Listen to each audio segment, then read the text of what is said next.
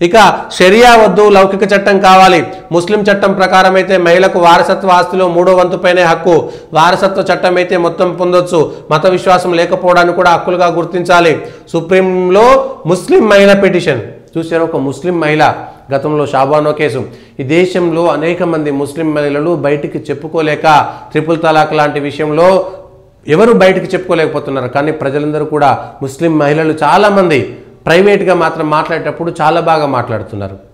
So భారతదేశంలో బలవంతంగా కేవలం ఓటు బ్యాంకు యంత్రాలుగా చూస్తున్నటువంటి వాళ్ళు దీన్ని అర్థం చేసుకోవాల్సినటువంటి అవసరం ఉంది. ముస్లిం మహిళలకు హక్కుల విషయంలో వాళ్ళ కోర్టుకు ఎందుకు వెళ్తున్నారు? ముస్లిం పర్సనల్ లా విషయంలో సుప్రీంకోర్టులో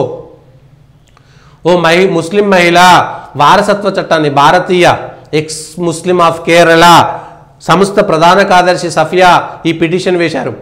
జస్టిస్ ఖన్నా, జస్టిస్ సంజయ్ కుమార్ వీళ్ళందరూ కూడా విచారణ జరిపింది. తాను అధికారికంగా ఇస్లాంను విడిచిపెట్టలేదని, కానీ విశ్వాసం లేకపోవడానికి కూడా మత స్వేచ్ఛగా గుర్తించాలని కోరారు. భారతీయ వారసత్వ చట్టం 1925 వర్తించేలా ఆదేశం ఇవ్వాలని కూడా కోరారు. షరియా చట్టం ప్రకారం తండ్రి ఆస్తిలో కేవలం 3వ వంతు మాత్రమే మహిళలకు వస్తుందని, అదే వారసత్వ చట్టం ప్రకారం అయితే తన తండ్రి ఇంకా ఎక్కువ వాటా ఇచ్చే అవకాశం ఉంటుందని కూడా అభిప్రాయపడ్డారు. షరియా నుండి తప్పించుకునేందుకు ఒక ముస్లిం జంట ఏం చేసిందంటే తొలుత విడాకులు తీసుకున్నారంట. విడాకులు తీసుకొని మళ్ళీ వాళ్ళే ఈ రిజిస్ట్రేషన్ ప్రకారం పెళ్లి చేసుకున్నారు.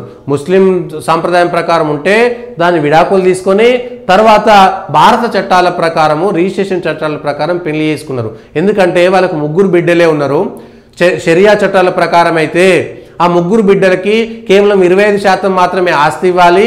75% ఆస్తి తండ్రికి, అంటే ఎవరైతే తండ్రి ఉంటాడో వాళ్ళ తమ్ముడు పిల్లలకు, కొడుకులు ఎవరుంటే వాళ్ళు అన్న పిల్లలకో తమ్ముడు పిల్లలకో కొడుకులకు ఇవ్వాల్సి వస్తే తప్ప బిడ్డలకు ఇవ్వడానికి లేదు. తండ్రి సంపాదించుకునేటటువంటి ఆస్తి పైన వాళ్లకు అనుకోకుండానే హక్కులు వచ్చేస్తున్నాయనేటువంటి బాధతోటి వాళ్ళు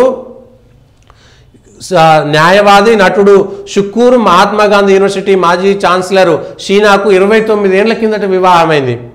3 ఆడపిల్లలే, మగ సంతానం లేదు. షరియా చట్టం ప్రకారం ఆడ సంతానమే ఉంటే తల్లిదండ్రుల ఆస్తి మొత్తం వారికి చెందదు. కొంత తండ్రి తమ్ముడి పిల్లలకు ఇవ్వాల్సి వస్తుంది. ఈ కేసులో 3 కుమార్తెలకు 3/2 ఆస్తి మాత్రమే దక్కుతుంది. అది ఇష్టం లేని ఆ జంట తొలుత ఇస్లామిక్ చట్టాల ప్రకారం విడాకులు తీసుకున్నారు. మళ్ళీ అన్ని మతాల వారికి వర్తించే ప్రత్యేక వివాహ చట్టం కింద కాసర్గోడ్ రిజిస్ట్రార్ కార్యాలయంలో పునర్వివాహం చేసుకున్నారు. ఈ పెళ్లికి 3 కుమార్తెలు కూడా హాజరయ్యారు. ఆ చట్టం ప్రకారం మొత్తం ఆస్తిని 3 కుమార్తెలకు పంచిపెట్టే అవకాశం కలిగింది. ఇది అనైతిక చర్య అని ఫత్వా మండలి ఖండించింది.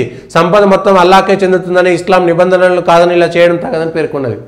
చర్చ జరగాల్సింది ఇది భారతదేశంలో. ఇవాళ 1, 2, 3 ఇవాళ కోర్టులకు పోతున్నారు. మొన్న హైదరాబాద్కు సంబంధించినటువంటి మహిళ కూడా కోర్టుకు పోయింది. అంతకుముందు షాబానో కేసు, ఇవాళ వక్ఫ్కు సంబంధించింది. భారతదేశానికి సంబంధించి ఉత్తరాఖండ్ యూసీసీ పెట్టింది. ఇవాళ యూసీసీ అవసరాలు, సిఏఏ అవసరాలు, ఎన్ఆర్సీ అవసరాలు, ఇవో ఇట్లా షరియా చట్టం ఉండాలా వద్దా? ముస్లిం మహిళలకు షరియా చట్టమే ఉండాలట, లేదా ముస్లింలకు షరియా చట్టమే ఉండాలట, భారతదేశ చట్టం అక్కర్లేదంట. ఇదెక్కడి పద్ధతి? వాళ్ళని గౌరవించడంలో తప్పులేదు, వాళ్ళ మత విశ్వాసాలను గౌరవించడంలో తప్పులేదు. కానీ భారత చట్టాలు మాకు వర్తించవని చెప్పడంలో ఏ విధంగా భారతదేశంలో ఉన్నటువంటి రాజకీయ పార్టీలు వీటిని ఒప్పుకుంటున్నారు? 75 ఏళ్లుగా ఇది సాగుతున్నటువంటి నిత్య కృత్యము. అన్ని పార్టీలను నిలదీయాల్సినటువంటి సందర్భం ఇది. అన్ని పార్టీలు సమాధానం చెప్పాలి. కేవలం ఓటు బ్యాంక్ రాజకీయాలు కనబడతలేవా? ఎవరికి చెప్పినా చెప్పకపోయినా అంటే ఓట్ల కోసము అసిద్ధం తినడానికి కూడా సిద్ధమైపోయినారు రాజకీయ నాయకులు. ఎంత దూరమైనా పోతారు వాళ్ళు, ఎంత దూరమైనా పోతారు. నిన్న మల్లికార్జున ఖర్గే గారు చేయలేదా?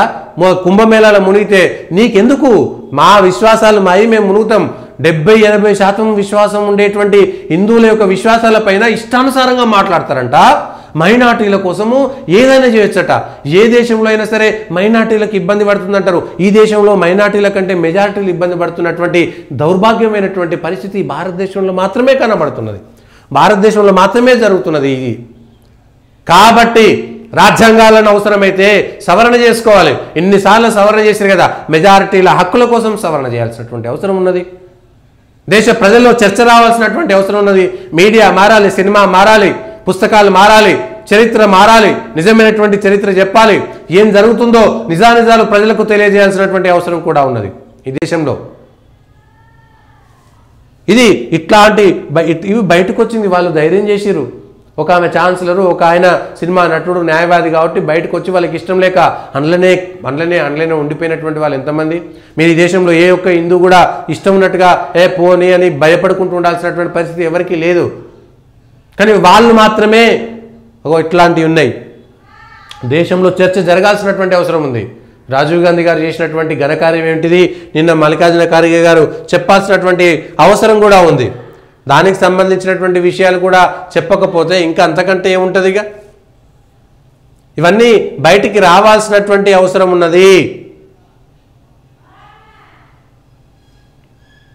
దేశంలో ఏం జరుగుతుందనేటువంటి అంశం పైన ప్రజలకు చెప్పాల్సినటువంటి అవసరం కూడా ఉంది. లేకపోతే ఇంకా ఇష్టానుసారంగా వ్యవహరిస్తే ఇంకేముంటుంది.